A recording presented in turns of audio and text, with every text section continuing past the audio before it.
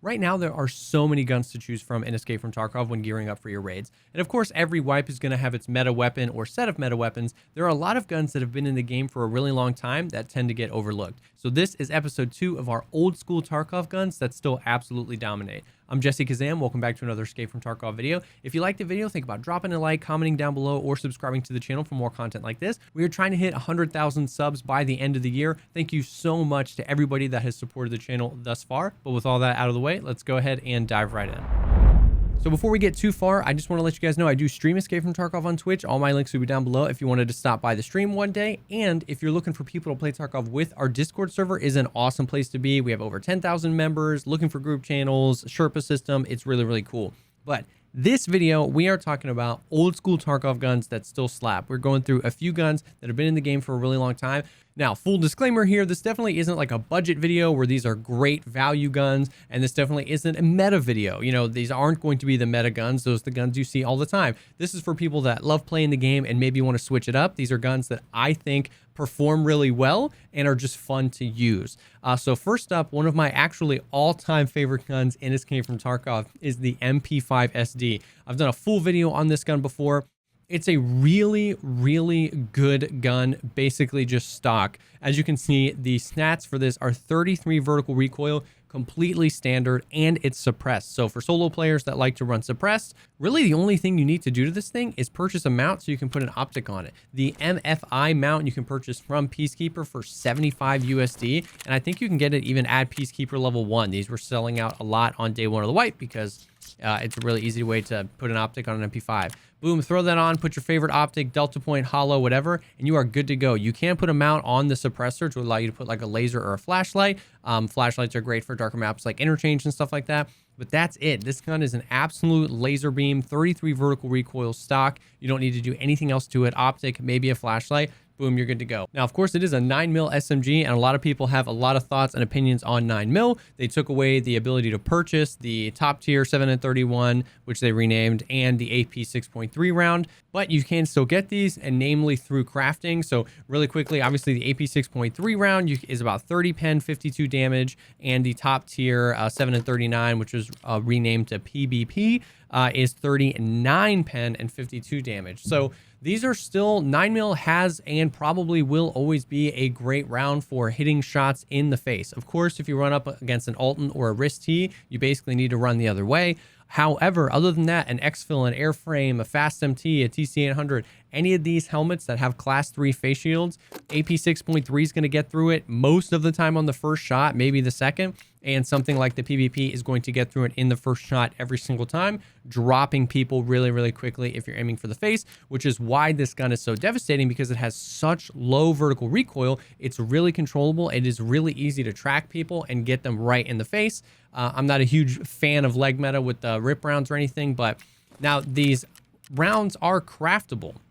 And that's where people are getting most of them. The thermites are a little expensive and a little bit harder to come by. But if you find yourself with some thermite, you can crafting some green gunpowder, some blue gunpowder, and get yourself some nails. You can craft the 7.31, the PvP now, 200 rounds. And, you know, I craft all of my gunpowder, so I haven't broken down exactly the, ruble per round here. But you can craft this, and that's how you can create like a little supply. It's like 1,800 rubles a round. That's insane. Don't ever buy that off the flea market for that much.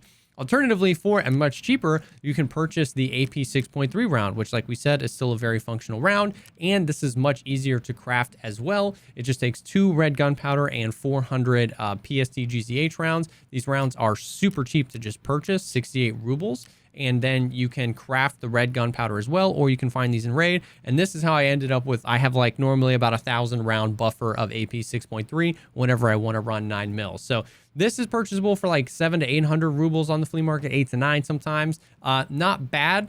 I still think you're better off just kind of crafting a stock of it and then running these guns whenever you want to run them.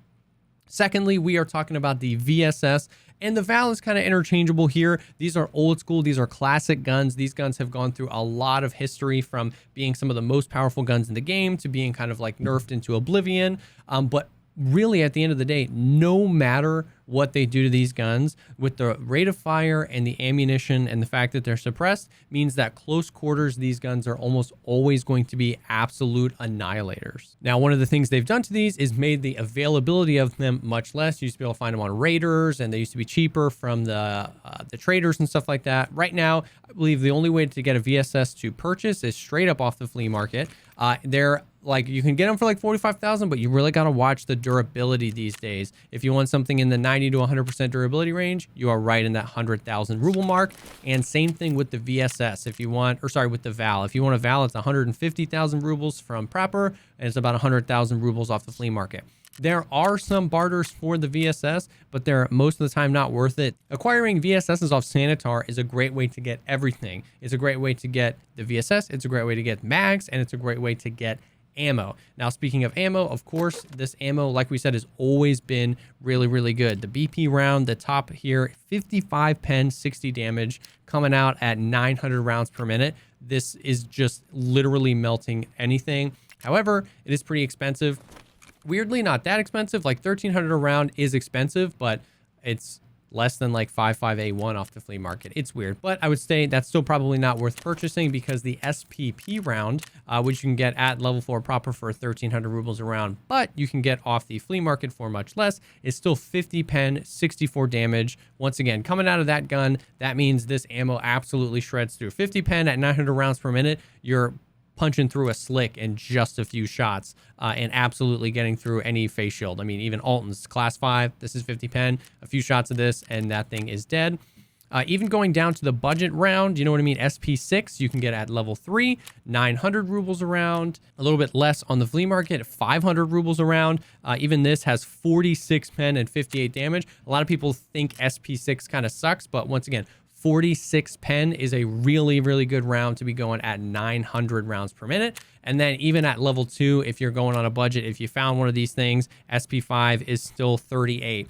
SP5, which is a 236 ruble round, only has one less pen than the PBP 9mm, and this is 1,700 rubles a round. So it's a lot of times, just because something is the 3rd or 4th best in that category, people assign that to be a bad thing. But even though it's the worst ammo for the VSS, 38 pen and 68 damage is actually pretty crazy, coming out of something that's, you know, kind of close to an SMG, high fire rate, low magazine capacity type of gun.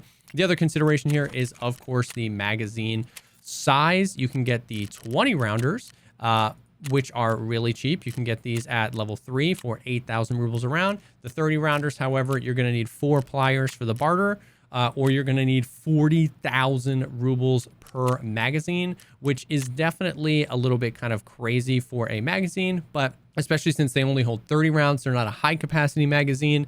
Once again, though, you can get these from like Sanitar or other players or something like that. The 20 rounders are still usable, but definitely know what you're getting yourself into with a gun that shoots 900 rounds per minute and only having 20 rounds. But like I said, still an absolute king of super close quarters. You know, the recoil of these days is definitely a little bit all over the place. You used to be able to reach out mid to far pretty consistently, even on full auto with these things. Nowadays, not so much, but close range, point fire, clear in dorms, clear in resort is insane.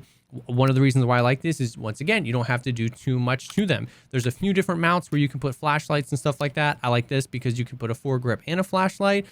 These are cheap as well, about a few thousand rubles, 8,000 rubles, boom. And the SVD low is my favorite dovetail mount because it sits the lowest. There are other cheaper options, but 10,000 rubles for this, slap your optic on. And I normally just collect foregrips and stuff like that. I just keep them on all my guns or keep a bunch of them here. Same thing with optics. So I just buy the mounts, I throw them on here, get whatever magazines I have, and you're basically good to go. Once again, definitely not going to be a meta laser beam. I know in Tarkov right now, the meta are guns that can do everything, you know, mutants, M4s, HKs, stuff that can shoot close range, long range, low recoil, high capacity mags, all that kind of stuff. But this is definitely more niche, close quarters dominator, but it's a really fun gun to run.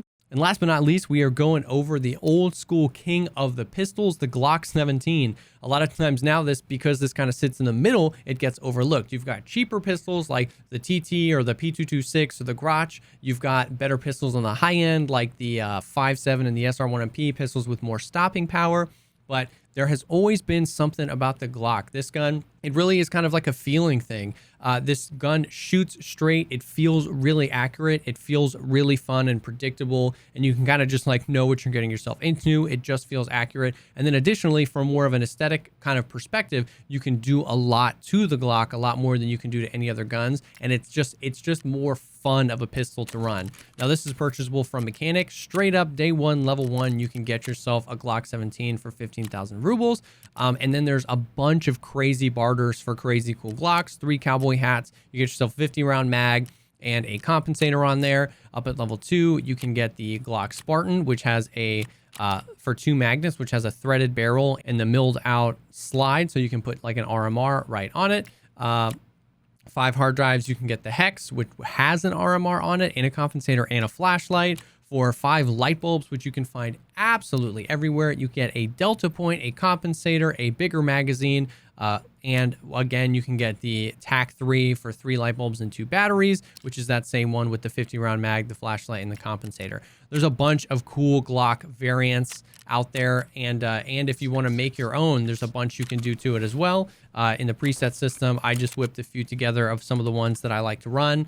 The Fisher Glock is one of the coolest looking guns in the game, with the Fisher suppressor, the flashlight on the bottom, the delta point, the bigger mag, the Spartan slide. These things are super fun. And then you can get something like the Hex, which you can do suppressed or unsuppressed. You can do all sorts of stuff with the Glocks. They're super fun. Once again, more of an aesthetic thing. Like we said, we already talked about 9mm.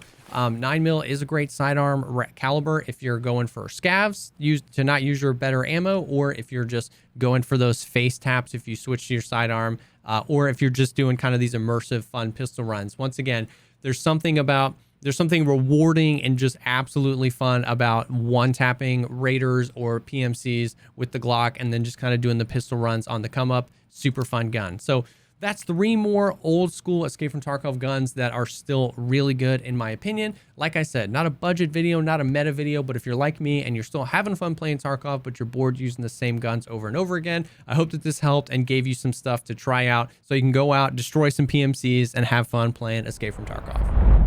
Thank you so much, as always, for taking the time to check out the video. If you liked the video, think about dropping a like, commenting down below, or subscribing to the channel for more content like this. Like we said, I stream Escape from Tarkov on Twitch. All my links will be down below. I'd love to have you stop by and say hey. And if you're looking for people to play Tarkov with, our Discord is an awesome place to be. That link is down below as well. Thank you again for stopping by, and I will definitely see y'all on the next one.